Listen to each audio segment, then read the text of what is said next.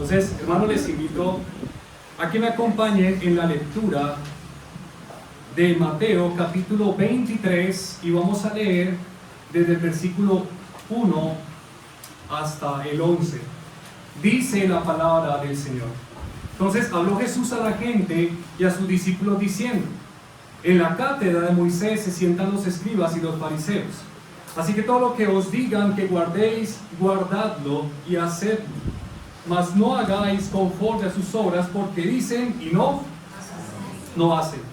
Porque atan cargas pesadas y difíciles de llevar y las ponen sobre los hombros de los hombres, pero ellos ni con un dedo quieren moverlas.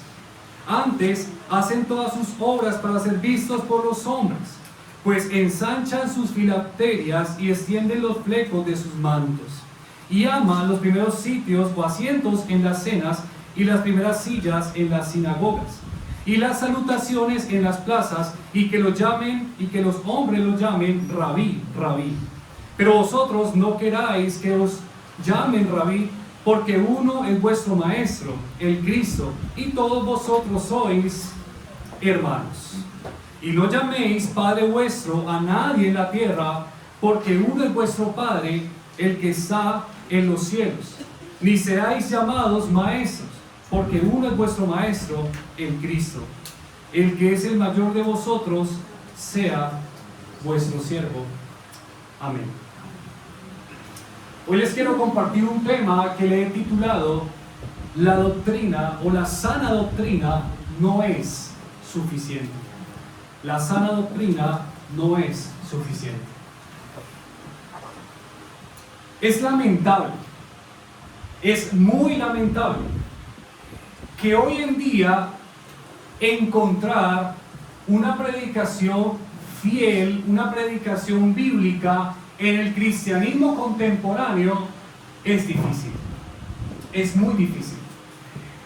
El movimiento carismático y neopentecostal ha permeado en gran manera las iglesias, por lo menos de Colombia, por no ir más allá. Y se han infiltrado una cantidad de doctrinas contrarias a la Escritura, que esto ha hecho que sea muy difícil encontrar iglesias donde se predique sanamente el Evangelio. Pero gloria a Dios, porque hoy en día estamos en un tiempo donde el Señor ha venido levantando hombres, iglesias y ministerios donde se está dando a conocer la sana doctrina.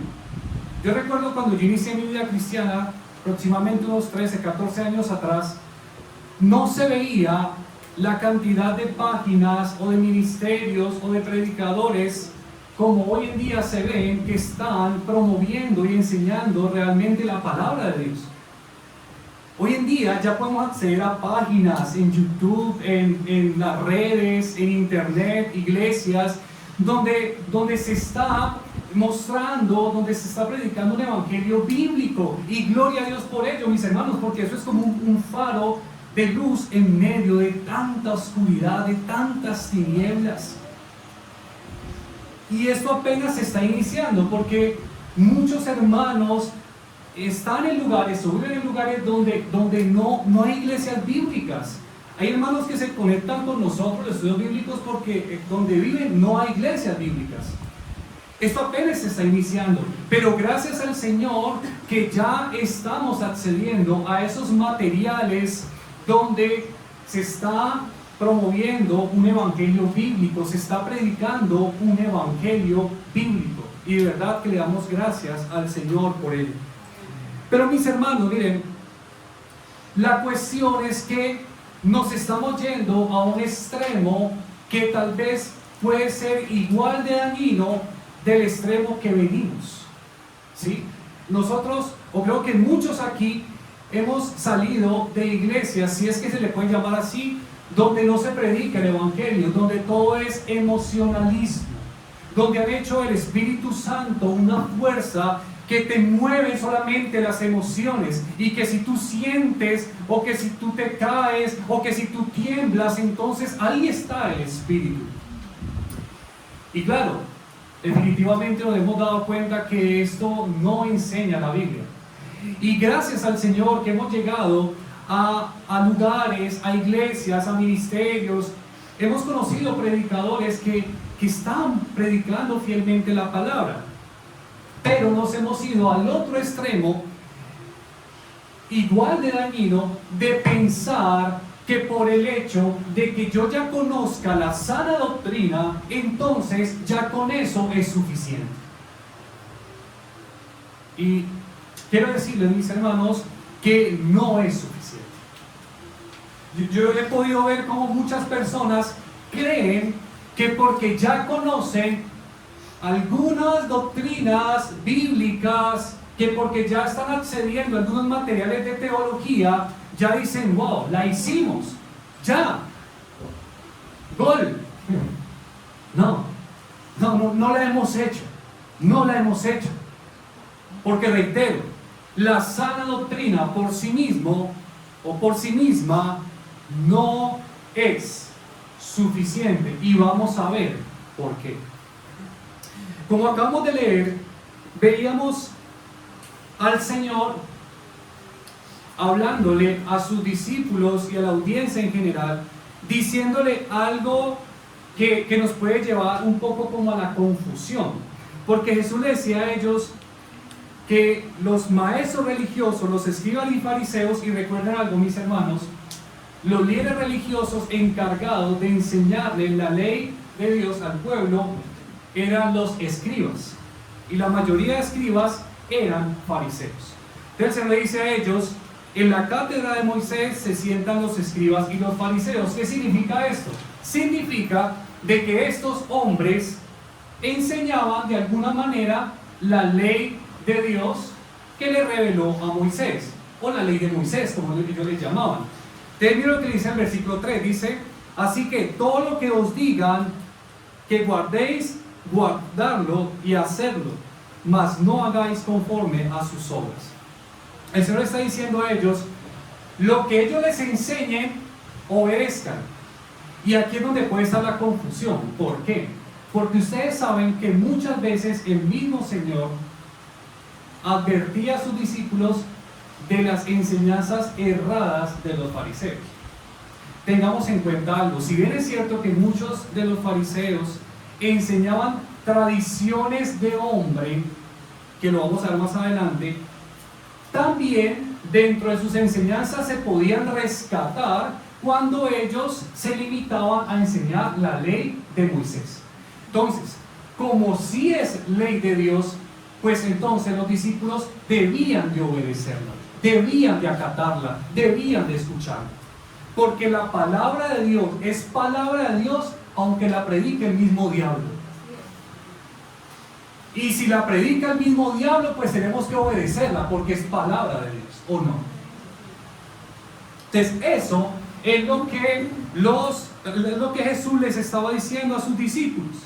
Todo lo que ellos les digan, recuerden, no todo en cuanto a toda su enseñanza, porque ellos estaban enseñando también doctrinas o tradiciones de hombres, sino en cuanto cuando se sientan en la cátedra de Moisés, es decir, cuando su enseñanza se limita a la ley de Moisés. Entonces, cuando ellos enseñen la ley de Moisés, obedézcanlos, escúchenlos.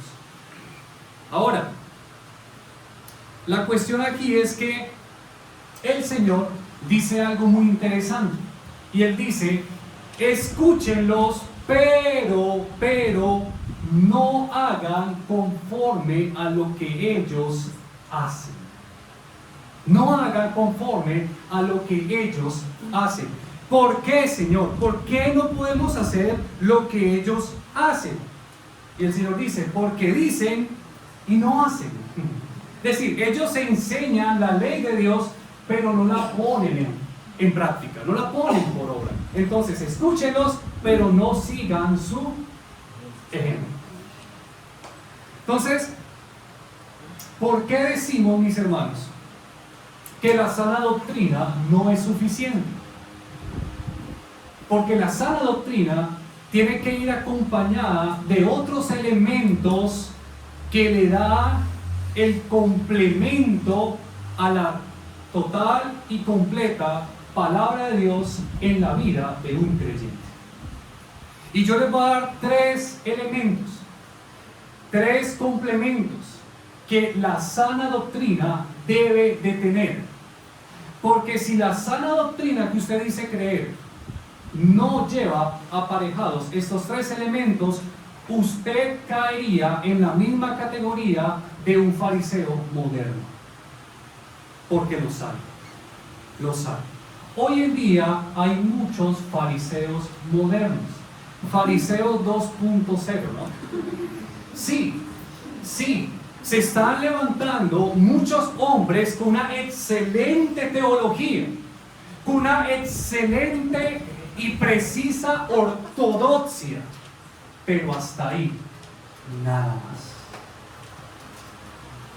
Y el mismo consejo lo podríamos aplicar con esos hombres. Escúchenlos, porque predican sana doctrina, pero ojo, no hagan como ellos hacen, porque lo que escriben con una mano lo borran con el codo. ¿Qué es entonces, o cuáles son esos elementos que necesitamos conocer para que la sana doctrina realmente valga la pena? Que obviamente en sí misma vale la pena. Obviamente necesitamos sana doctrina, obviamente necesitamos ortodoxia, obviamente necesitamos palabra de Dios, pero reitero, por sí sola no es suficiente. Lo primero para nosotros complementar esa sana doctrina es integridad o coherencia. Integridad o coherencia. Bueno, el Señor le decía a sus discípulos: estos fariseos, estos escribas, enseñan la ley de alguna manera, pero no la practican. Los escribas y los fariseos eran unos hipócritas. Eso es hipocresía. Eso es incoherencia de vida. Mis hermanos, la ortodoxia, ¿a qué me refiero con ortodoxia? Me refiero a la pureza de la doctrina. Con ortodoxia me refiero a una doctrina sana. La ortodoxia debe ir acompañada de la ortopraxis. ¿Y qué significa la ortopraxis? Una doctrina aplicada, una doctrina practicada. Si no hay ortopraxis, ¿para qué ortodoxia? Nosotros, como cristianos, debemos, mis hermanos, debemos de practicar lo que decimos creer. Eso es coherencia. Eso es coherencia. El cristianismo, escúcheme lo que les voy a decir, no es un asunto meramente intelectual, porque hoy en día sí que se está convirtiendo en eso. Y por eso les hablaba de que nos estamos yendo a otro extremo. Estamos pasando del extremo del emocionalismo al extremo del intelectualismo. Y tanto el uno hace daño como el otro también. Como el otro también. Entonces, por el lado del emocionalismo, el estándar de piedad es el que más tiembla. El estándar de piedad es el que más habla en lenguas. El estándar de piedad es el que más se cae al piso. Pero por otro lado, el estándar de piedad es el que más libros lee. El estándar de piedad es el que más seminarios va. El estándar de piedad es el que más títulos de teología tiene. Ni lo uno, ni lo otro. Ni lo uno, ni lo otro. ¿Saben por qué? Porque la vida cristiana es más que emoción y es más que intelecto. Es más que eso. Y puedo ver ya ahorita cómo se jactan. Es para no quedar atrás, no. Soy un pastor pentecostal, pero ojo, soy académico. ¡Wow! ¡Qué berraquera eso! Está en la cúspide. ¿Y ¿Qué pasa? Entonces estamos creyendo entonces que porque tengo la purísima sana doctrina y porque soy ortodoxísimo y porque tengo un gran nivel académico, la hice. No. Bueno, la vida cristiana es un asunto práctico. La vida cristiana es un asunto práctico, mis hermanos. Es sencillo. No es cuánta teología tú sabes, es cuánta Biblia tú pones en práctica. Eso es la vida cristiana. Eso es. Y hoy en día estamos pensando que porque nos hemos leído X cantidad de libros o porque tenemos X conocimiento en teología, somos los maduros espirituales. Somos los más maduros en la fe. No. Hoy en día hay muchos inmaduros, muchos niños con títulos en teología. Muchos. No, mis hermanos, no es cuánta Biblia tú sabes, no es cuánta doctrina tú sabes, es cuánta Biblia tú aplicas a tu vida, cuánta Biblia tú vives. Ahí hay madurez. Yo se los decía el jueves, mis hermanos, no se trata de que usted llene sus redes y llene sus cosas de frases y de versículos y no sé qué, y no estoy diciendo que no lo haga. La cuestión es, lo que usted publica, lo que usted habla, lo que usted cree, lo que usted ha leído, ¿lo pone en práctica? ¿Lo vive? Porque eso es integridad, eso es coherencia. Una persona íntegra, una persona que está completa. Es decir, es completa en lo que cree, es completa en lo que vive. La hipocresía es que usted se jacte de tener una sanísima doctrina, pero en la práctica usted no lo está llevando a su vida. Por eso, mis hermanos, la sana doctrina tiene que estar aparejado con la vida de integridad, una vida de coherencia. Eso es cristianismo, coherencia.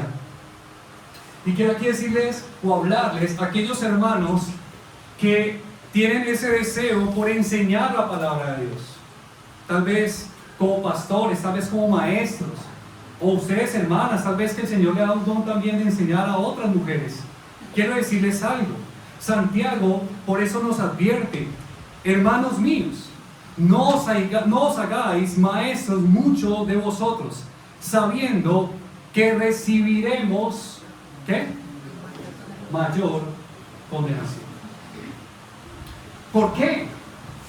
¿Por qué vamos a recibir mayor condenación los que enseñamos la Biblia? Porque se supone que somos las que más la estudiamos, porque se supone que somos las que más la conocemos. Y entre más conocemos la Biblia y entre más estudiamos la Biblia, ¿adivinen qué?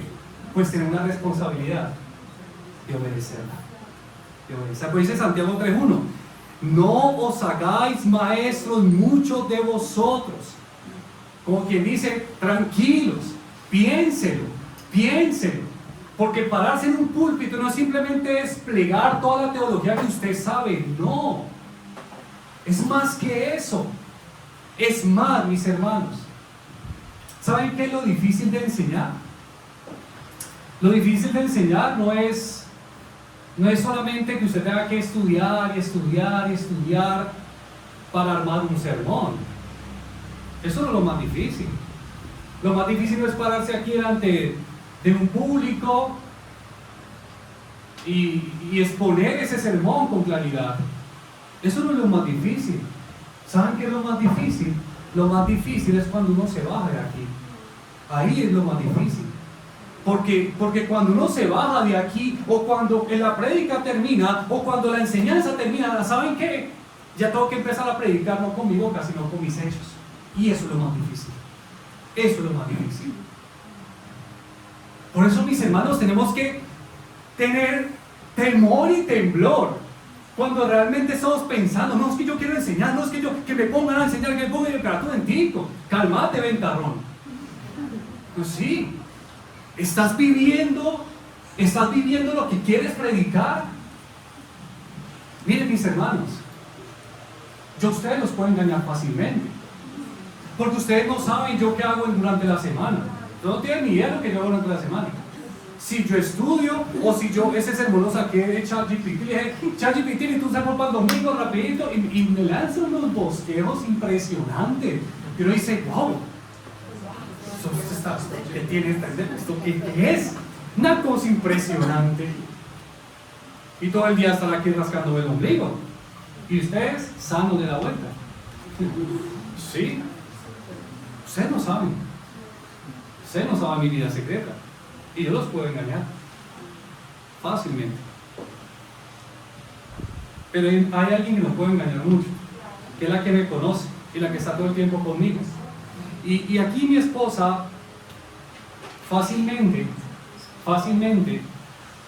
puede dar testimonio si lo que yo predico es una realidad o simplemente es pura hipocresía. Fácilmente. Predicar ante ustedes es fácil, predicar ante ella es muy difícil. Es muy difícil. Porque yo sé que ella sabe que si lo que yo estoy hablando aquí es verdad o es pura carrera. Eso es lo difícil de ser un maestro de la palabra. Eso es lo difícil. Eso es muy difícil, mis hermanos. Por eso tenemos que pensarlo dos veces cuando tenemos ese deseo de enseñar la palabra. Y yo con eso no le estoy desanimando de ninguna manera, sino que le estoy llevando a que sea consciente del precio que hay que pagar. Porque cuando pasa algo, adivinen quién es el primero que tiene que dar ejemplo. ¿Sí? Adivinen. Si aquí entra alguien, aquí vamos a matar a todos. Los voy a matar a todos. ¿Quién es un cristiano aquí? ¿Quién es el primero que tiene que cristiano? ¿Quién? Pues.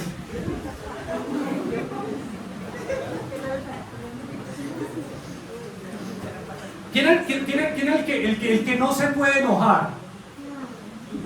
Aquí todos se pueden enojar, pero pastor, no. Él siempre tiene que estar bien, siempre tiene que estar así, tranquilito, con su temple, ¿no? ¿Quién tiene que estar primero en el funeral?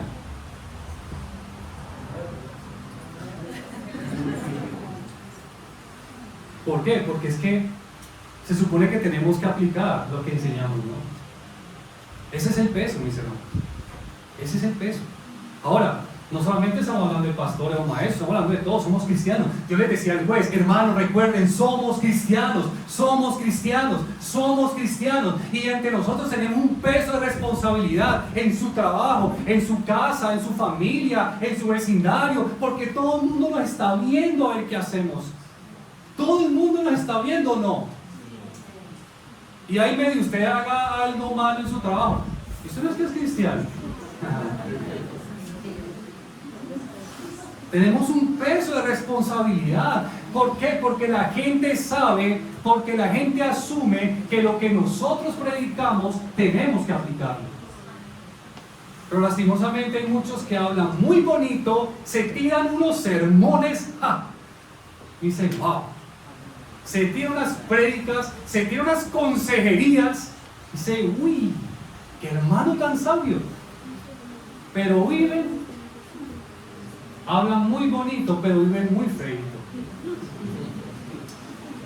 Y el cristianismo, hermanos, no tiene que ver con hablar bonito. El cristianismo tiene que ver con aplicar lo que tú dices tan bonito. Porque nosotros somos expertos en el discurso, ¿no? Los cristianos, somos buenísimos para dar discursos y consejos y lo demás, pero ¿y lo demás para cuándo? Hermanos, estamos llamados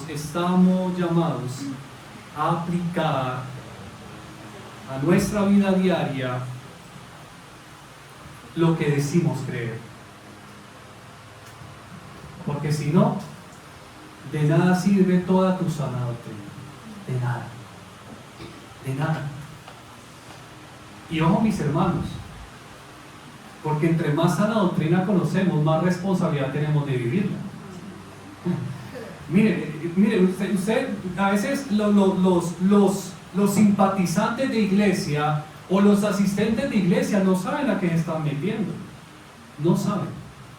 Porque entre más usted escuche palabra de Dios, más responsabilidad tiene ante él de obedecerla. Usted no, pero es que Señor, yo no sabía.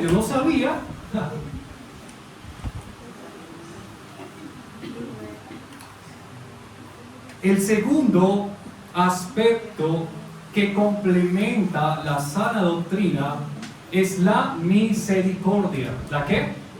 La misericordia. Mis hermanos, los escribas, los fariseos eran de todo menos misericordiosos. Dice el versículo 4: porque atan cargas pesadas y difíciles de llevar y las ponen sobre los hombros de los hombres, pero ellos ni con un dedo quieren moverlas.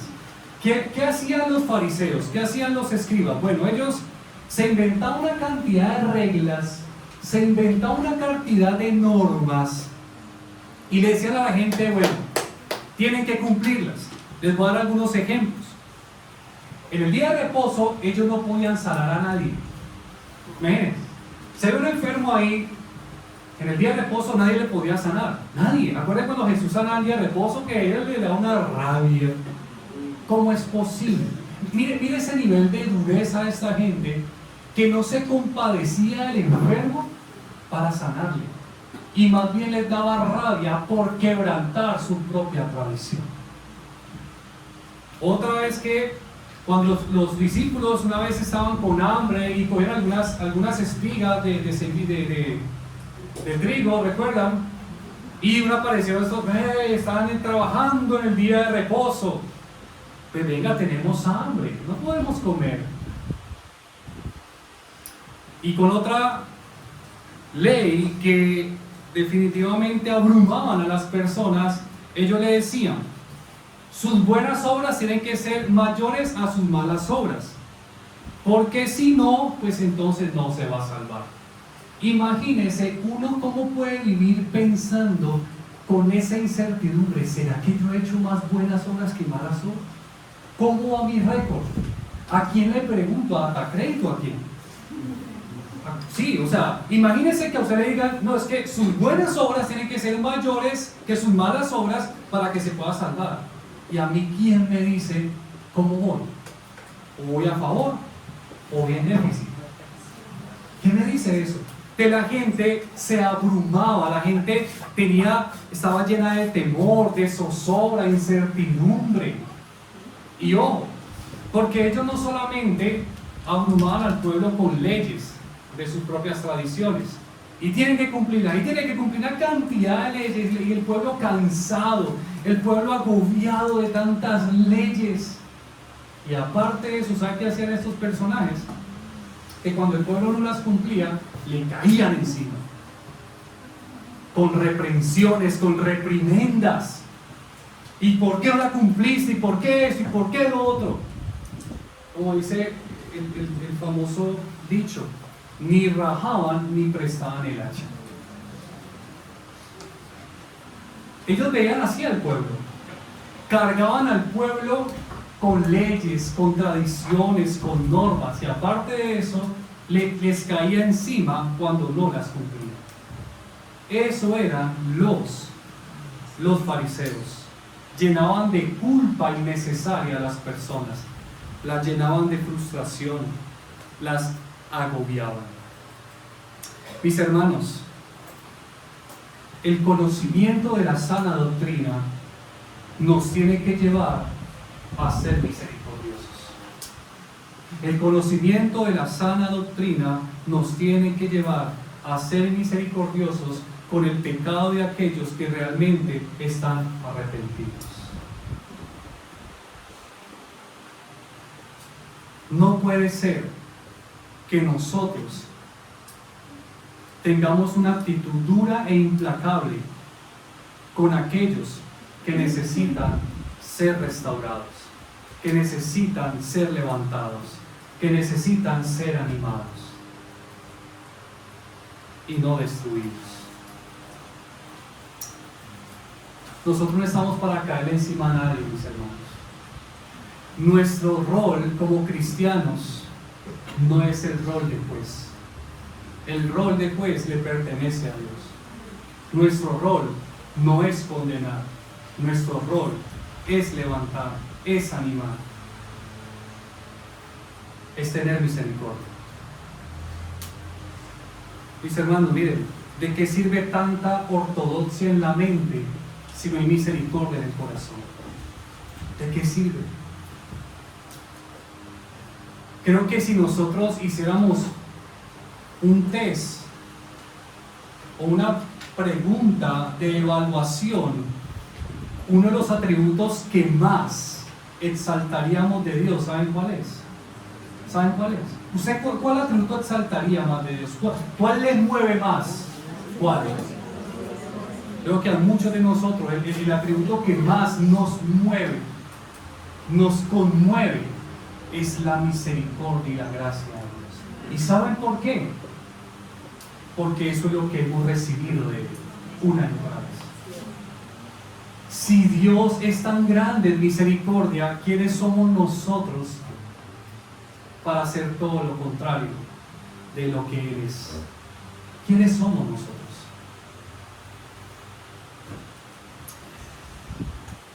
Pero es triste, es muy triste que a veces de las personas que uno esperaría misericordia, uno recibe todo lo contrario. Todo lo contrario. Es muy lamentable que hay personas que se hacen llamar cristianas y que deberían reflejar la misericordia, pero lo que recibimos de ellas no es misericordia, es juicio, es condenación, es rechazo. Y yo me pregunto ¿por qué? ¿Por qué pasa eso? O sea, ¿por qué personas que se hacen llamar cristianas o iglesias que se hacen llamar cristianas, ¿por qué son tan duras? ¿Por qué son tan duras? ¿Por qué son tan implacables? ¿Por qué? ¿No se supone que creen en un Dios de misericordia? ¿Eso no es lo que enseñan? ¿Eso no es lo que predican?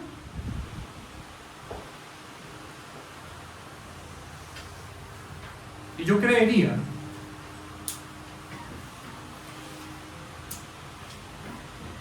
que muchas veces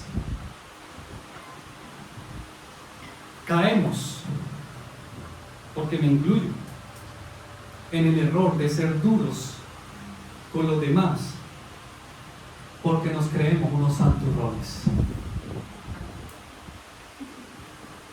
Sí, la verdad, nos creemos unos santurrones,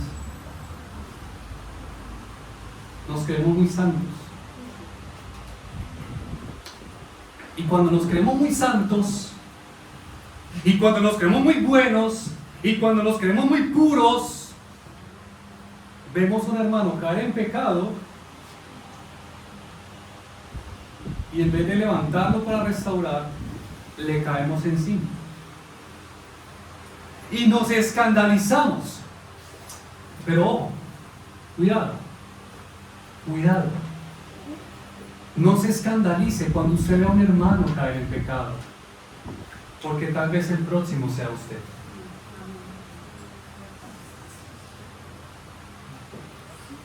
¿O es que usted está exento de no pecar? ¿O es que usted está exento de no caer?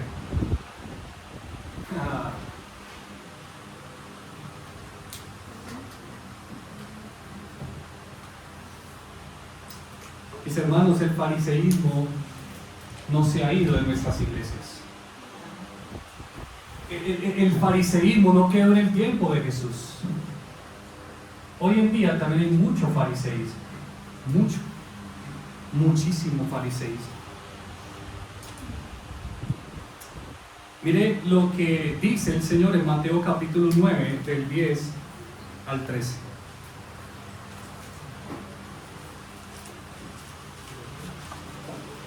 Mateo capítulo 9, del 10 al 13, dice: y aconteció que estando él sentado en la casa, he aquí que muchos publicanos y pecadores que habían venido se sentaron juntamente a la mesa con Jesús y sus discípulos. Cuando vieron esto, los fariseos dijeron a los discípulos: ¿por qué come vuestro maestro con los publicanos y pecadores? Al oír esto, Jesús les dijo: los sanos no tienen necesidad de médicos, sino los enfermos. Y ojo lo que dice aquí el Señor, versículo 13. Y pues, ojo, el Señor aquí le está hablando a unos maestros religiosos, aquellos que se supone que lo sabían todo.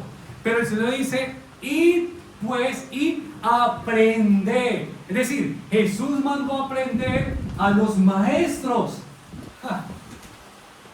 Pero es que odiaban tanto a veces. Él les daba en la yugular. Sí, él era sin pelo en la lengua. Ustedes, son muy maestros de la ley. Ok, qué bueno. Y aprender. Teología sistemática, dice ahí. ¿No? Y aprender. Escatología, dice ahí. ¿No? Y aprender apologética. ¿No? Y aprender lo que significa misericordia quiero y no sacrificio. Y aclaro, yo aquí no estoy haciendo una caricatura de la teología sistemática ni todas esas ramas que necesitamos conocerlas. Claro que sí. Estoy haciendo la caricatura de aquellos que creen que ya lo saben todo en cuanto a teología y doctrina, pero sí que les falta aprender algo que no enseñan en los seminarios, y se llama misericordia. Yo no sé usted, pero yo he revisado ciertos pensum de algunos seminarios teológicos, pero nunca he visto una materia que llame misericordia. Nunca. No lo he visto. ¿Usted lo ha visto? Misericordia 1, misericordia 2, misericordia 3. Prerequisito para estudiar gracia 1, gracia... No hay. No lo he visto.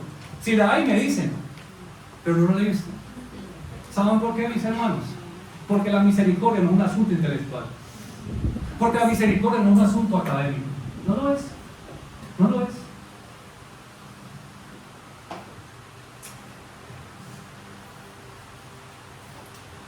Hay varias maneras de aprender misericordia, pero una de esas formas de aprender misericordia, ¿saben cuál es? Es cuando usted se cree muy santurroncito, cuando usted se cree muy santico, y el Señor dice: estás de muy santo mirando a otros por encima del hombro. Ok. Su mano de gracia se retira por un momentico. ¿Y sabe qué pasa cuando la mano de la gracia de Dios se retira por un momento de tu vida? ¿Sabe qué pasa? ¿Sabe qué sucede? Los que están dormidos, esto es muy importante, despierten. ¿Sabe qué sucede? Que tú vas a caer. Vas a caer. Y cuando tú, el que se cree muy santo, cae en un pecado escandalosísimo, usted empieza a entender, usted empieza a necesitar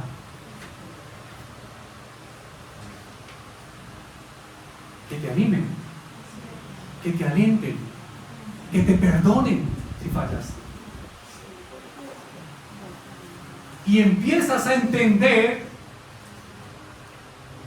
que no somos MacGyver, que somos polvo,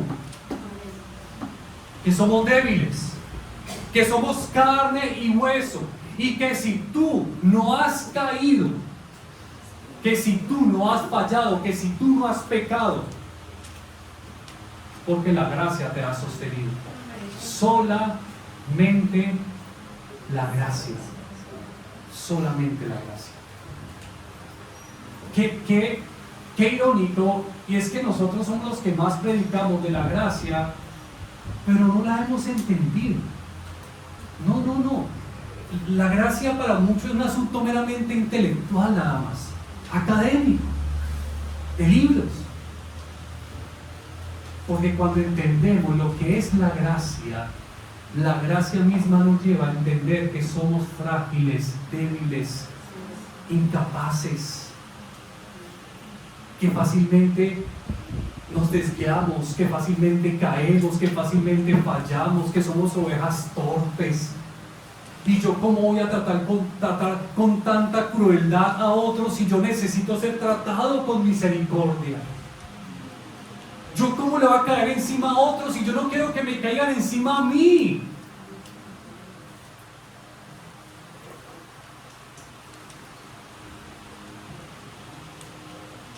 Hermanos, dispensemos misericordia. Dispensemos misericordia. Aquí todos somos pecadores. Aquí todos somos pecadores. Usted puede llevar 20, 30, 40 años en su vida cristiana. Sigue siendo un pecador. Sigue estando necesitado de gracia como del primer día que inició a caminar con Cristo. Todos los días necesitamos gracia. Por eso el Padre Nuestro dice: no nos dejes caer en la tentación, porque si Él nos deja caer, seguramente caemos. No, que yo, jamás, yo soy muy fuerte, yo tengo un dominio propio excelente, yo soy muy maduro, yo sé de tanta teología, y yo soy un pastor, y yo soy un maestro, y yo no hay nada. Sin gracia no somos nada. Sin gracia no somos nada. Pero ojo, mis hermanos, y les aclaro, ser misericordioso no significa que debamos ser tolerantes o permisivos con el pecado. Ser misericordioso no significa que debamos ser tolerantes o permisivos con el pecado. El Señor perdona nuestro pecado, pero no lo permite. El Señor perdona nuestro pecado, pero no lo tolera. Ahí mismo, en lo que acabamos de leer, el versículo 13 dice: id pues y aprended lo que significa misericordia quiero y no sacrificio. Y luego dice: porque no he venido a llamar a justos, sino a pecadores. Y se termina el texto ahí. El texto sigue: sino a pecadores, ¿a qué? Al arrepentimiento. La misericordia no es para que tú sigas viviendo una vida de pecado. La misericordia no es para que tú sigas tolerando el pecado en tu vida. La misericordia no es para que tú sigas siendo permisivo con lo que sabes que estás haciendo mal. La misericordia es para que tú recibas perdón, pero también recibas un motivo y una razón para alejarte de tu pecado y empieces a vivir para la gloria de Dios. No confundamos la misericordia con la alcahuetería. No confundamos la misericordia con la permisividad.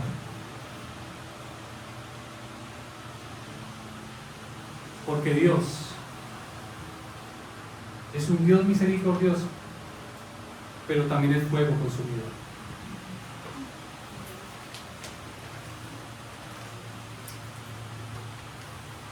Y lo tercero, en que la sana doctrina se debe de complementar, es con la humildad. Los escribas y fariseos eran hombres llenos de orgullo, de soberbia y de arrogancia. Dice el versículo 5 al 10: antes hacen todas sus obras para ser vistos por los hombres, pues ensancha sus filacterias.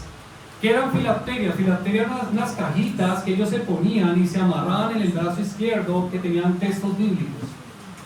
Y extiende los flecos de sus mantos y ama los primeros asientos en la cena. Miren, ama los primeros asientos en las cenas y las primeras sillas en las sinagogas y las salutaciones en las plazas, y que los hombres lo llamen rabí, rabí. ¿Qué pasaba con los fariseos? Los fariseos utilizaban la religión como una vitrina para alimentar su soberbia. Ellos buscaban hacer o sentarse en las primeras sillas de la sinagoga, porque en la sinagoga estaban ubicadas las sillas, o la gente se sentaba de acuerdo a su importancia. Los que se sentaban en las primeras sillas eran personalidades importantes, los últimos eran los menos importantes. Y los fariseos buscaban las primeras sillas, ¿por qué? Porque amaban eso, amaban que los consideraran importantes. No solamente eso, amaban las salutaciones en las plazas, pero no buscaban un saludo normal o un saludo cordial, no, buscaban un saludo lleno de reverencia y de pleitesía. Ellos buscaban que les saludaran con pleitesía, maestro, rabí, y le hicieran hasta venia. Eso es lo que buscaban los fariseos, los escribas. También amaban los títulos de honor, les encantaban que le llamaran rabí. La palabra rabí significa maestro, pero en ese tiempo aludía a algo mucho más allá, como honorable, o eminencia, o distinguido. Y les encantaban que le llamaran de esa manera. O padre también. Y porque el Señor prohíbe ese tipo de títulos. Y yo quiero hacer una aclaración acá. No es que sea malo que usted llame maestro a alguien, porque si lo es, pues lo es. Por ejemplo, la palabra doctor, ¿saben qué significa? La palabra doctor significa maestro. ¿Lo sabían?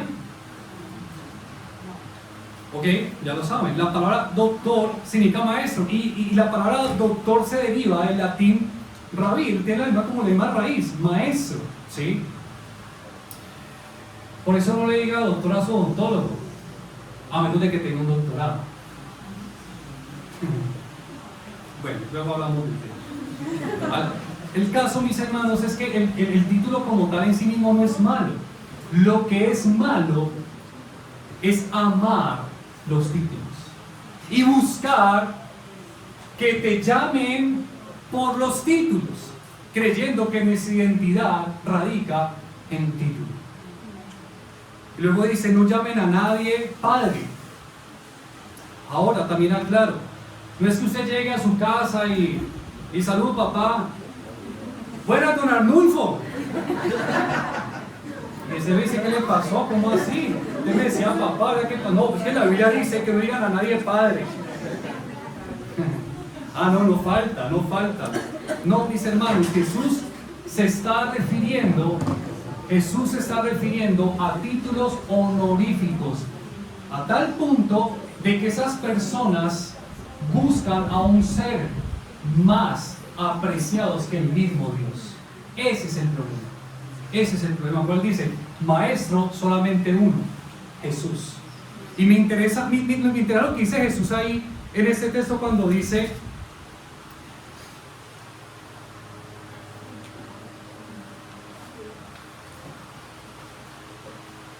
el versículo, permítame, este detalle no lo puedo dejar pasar, cuando dice, el versículo 8, pero vosotros no queráis que os llamen rabí, porque uno es vuestro maestro, el Cristo, y todos vosotros, ¿qué sois?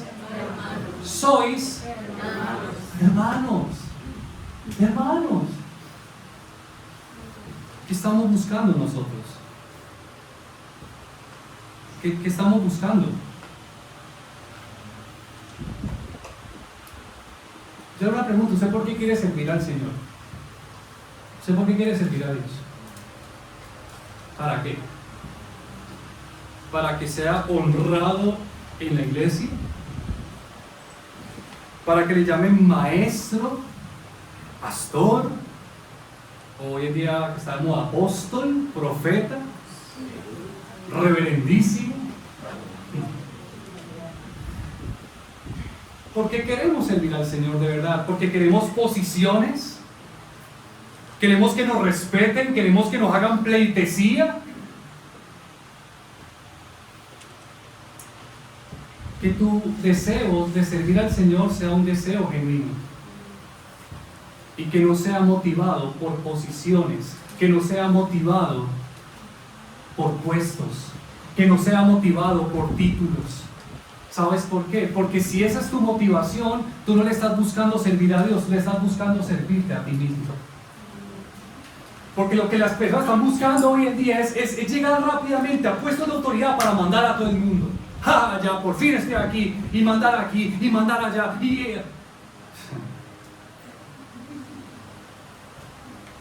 Qué interesante que Jesús nunca se atribuyó un título. No, llámeme aquí, llámeme el rabí, no. A él se lo decían porque en él lo reconocían. No eso le imponía a la gente que lo llamaba. Mis hermanos,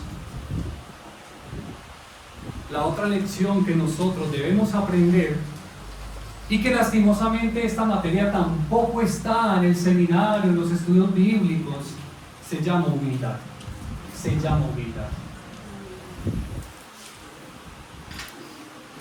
El Señor dice en Mateo 11:29, llevad mi yugo sobre vosotros, ¿y qué? Y aprended. Vuelve y nos llama, aprended de mí, que soy, ¿cómo soy? Arrogante, soberbio, sobrado, orgulloso, soy manso y humilde de corazón. Manso y humilde de corazón.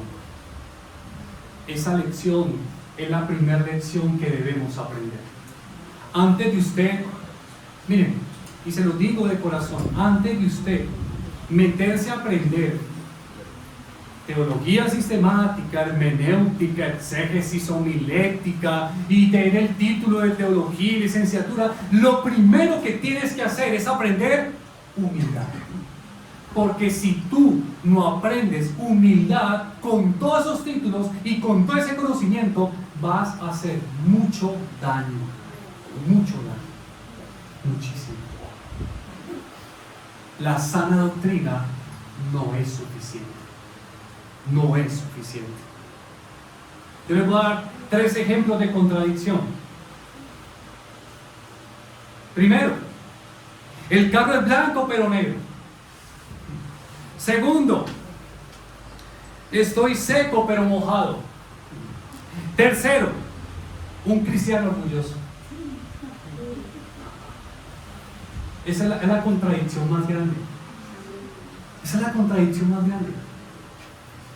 Un cristiano y más, un líder espiritual, orgulloso, soberbio, agrandado, es la contradicción más grande que podemos ver en esta vida. Mis hermanos, miren, yo me atrevería a decir algo.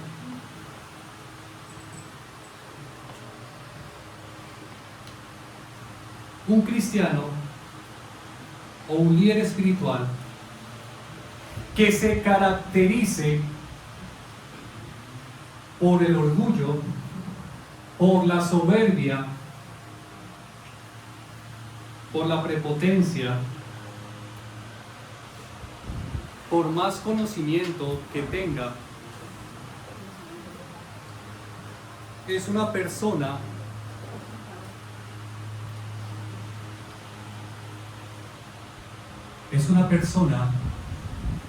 que no ha nacido de nuevo.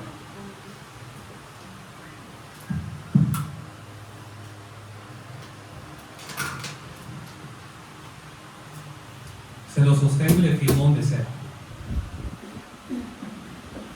Llámese pastor, llámese predicador, llámese teólogo, llámese como se llame.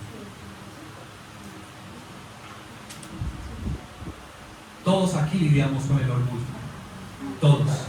Todos aquí. Nadie se salva. Pero hay algo que nos controla el orgullo. Y se llama la gracia. Porque la gracia nos quebranta una y otra vez. Porque la gracia nos hace ver a Dios en su magnificencia, en su gloria, en su grandeza y en su santidad. ¿Y sabe qué pasa cuando usted ve a Dios en su grandeza? Pues que usted se siente lo más pequeño. ¿Sabe qué pasa cuando usted ve a Dios en su santidad? Que usted se da cuenta cuán pecador es. Recuerden lo que le pasó a Isaías.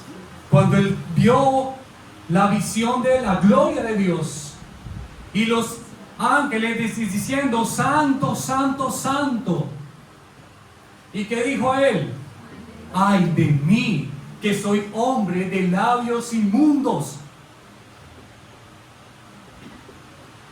Por eso puedo afirmar con contundencia. Y le doy otro ejemplo. Cuando Pedro vio al Cristo, más allá del Cristo histórico, de la persona del Maestro, y cuando vio que Él multiplicó los peces en la pesca milagrosa, cuando Pedro vio más allá de ese Cristo, de ese hombre, de ese cascarón que estaba ahí, vio la gloria de Dios en Cristo, ¿sabe qué dijo? Apártate de mí, Señor, porque soy pecador. ¿Y saben qué pasó con Job? Cuando Job empezó a escuchar a Dios, la palabra de Dios, ¿saben qué dijo? Me aborrezco en polvo y ceniza. Y yo, hoy, sí que poco nos estamos aborreciendo. Y hacemos un par de cursitos ahí y ya nos creemos pues los chachos. Y creemos que podemos pasar por encima de todo el mundo. Y creemos que podemos rechazar a todo el mundo. Y creemos que podemos condenar a todo el mundo. Y creemos que somos los mejores. Y creemos que somos los únicos. Se lo sostengo una y otra vez. Un hombre así que se hace llamar cristiano, o un pastor, o un teólogo, lo que sea, no ha nacido de nuevo, y con toda su teología está yendo rumbo al infierno. Porque la característica más grande que debe tener un cristiano es la humildad. Es la humildad. Si usted no es un cristiano que se las quiera dar de mucha cosa,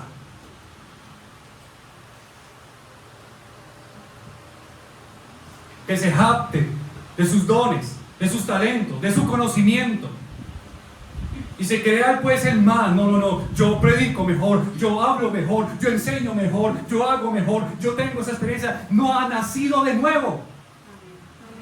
No hay gracia en su corazón, porque no ha entendido que la comparación no es con otros. Compárate con Dios y caerás avergonzado. Toda jactancia se va para la porra. Mis hermanos, necesitamos aprender humildad. La sana doctrina tiene que estar conectada a la humildad. Si no, ¿de qué sirve? ¿De qué sirve?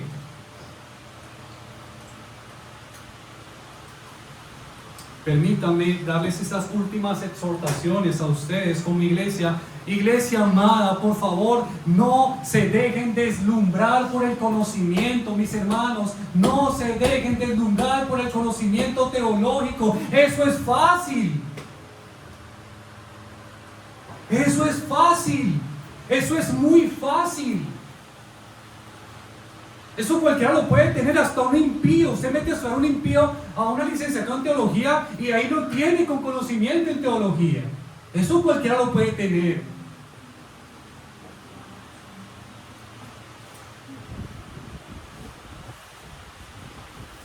Mano, lo que realmente importa es la piedad. Lo que realmente importa es la obediencia al Señor, la obediencia sencilla al Señor.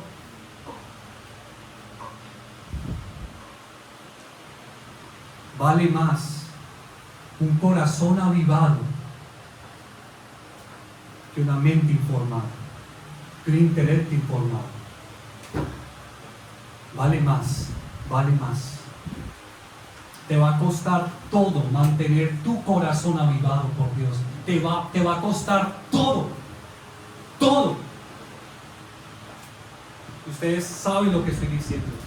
Mantener un corazón avivado por Dios, vea, uno tiene que darlo todo. Mantener la llama del Espíritu habitando ahí en el corazón, con pasión por Él, con fervor por Él. Vale todo. Informar la mente es fácil, yo lo digo. Hay libros, léanlos. Hay prédicas, hay podcasts, es fácil, le mete información a eso, pero saben, hermanos, por favor, no caigan en el extremo de estar muy informados, pero con corazones fríos. ¿De qué sirve eso? No podemos caer en el otro extremo. De corazones apáticos, indiferentes, de corazones que lo dan todo por todos menos por el Señor. Cuida tu corazón. Cuida tu corazón. Para que lo mantengas avivado y vaya a la par con la información que tienes. Lo segundo, no nos jactemos de ser una iglesia de sana doctrina. ¿De qué nos jactamos? Ni tampoco nos creamos más que otros, ¿no? Lo que realmente tenemos que hacer es temblar, porque entre más sana doctrina sepamos, más responsabilidad tenemos para obedecerla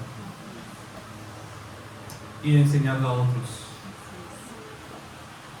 Crezcamos en discernimiento espiritual para identificar a aquellos fariseos modernos y estorbarlos si es que pretenden tener algún puesto de autoridad en la iglesia, porque si llegan a posicionarse, mis hermanos, déjenme decirle algo, van a hacer mucho daño.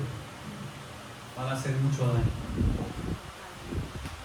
Cuando usted permite que un fariseo moderno ocupe un púlpito o ocupe un puesto de autoridad, esa iglesia va a ser o va a sufrir del daño y la arrogancia de ese hombre. Necesitamos discernimiento, y por eso estoy diciendo, mis hermanos, no te dejes deslumbrar o maravillar por el simple conocimiento teológico. Mira más allá. Mira obediencia, mira piedad, mira mansedumbre, mira humildad, mira santidad, mira integridad, mira pasión, mira devoción, mira compromiso.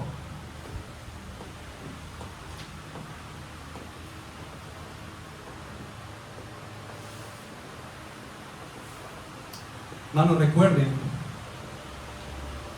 que la sana doctrina no es suficiente. Y que la sana doctrina hay que vivirla, y que la sana doctrina hay que sentirla, y que la sana doctrina hay que experimentarla. Nunca lo olviden. Oremos. Padre nuestro, gracias una vez más, Señor, por tu palabra. Glorificamos tu nombre, Señor, porque creo que nos has dado la misericordia de escuchar tu palabra. Ayúdanos, Señor, a no jactarnos de saber que tenemos la sana doctrina nada más. Ayúdanos, Señor, a ir más allá, a no quedarnos con el simple hecho de saber un poquito más de Biblia o un poquito más de doctrina. Ayúdanos, Señor, a vivirla. Ayúdanos, Señor, a ponerla por obra. Que sea una realidad práctica en nuestra vida. Ayúdanos, Señor, a ser misericordiosos, a reflejar, Señor, la misericordia que tú nos has dado. Y ayúdanos, Señor, a ser humildes. Así como tú fuiste humilde. Así como tú fuiste manso y humilde de corazón. Ayúdanos, Señor, porque estas lecciones no las podemos aprender en un curso bíblico, no las podemos aprender en una clase de teología. Solamente tu gracia nos las puede enseñar. Yo te ruego, Señor, que nos quebrantes si es necesario para aprender misericordia, que nos quebrantes si es necesario para aprender humildad, que nos quebrantes si es necesario para aprender esas lecciones que de otra manera no podemos aprender. Ayúdanos, Señor, para que tengamos un corazón avivado y no solamente una mente informada. ¿De qué sirve, Señor, saber tanta letra? Porque ¿de qué sirve, Señor, saber tanta sana doctrina si nuestra vida no es coherente a ella? Si somos duros e implacables con otros, y si somos unos soberbios y arrogantes, ¿de qué sirve? Sirve de nada. Muéstranos tu verdad, pero danos la gracia para vivirla. En todo momento, en toda circunstancia. Te lo pedimos, Padre, en el nombre de Cristo Jesús, nuestro Señor. Amén y amén.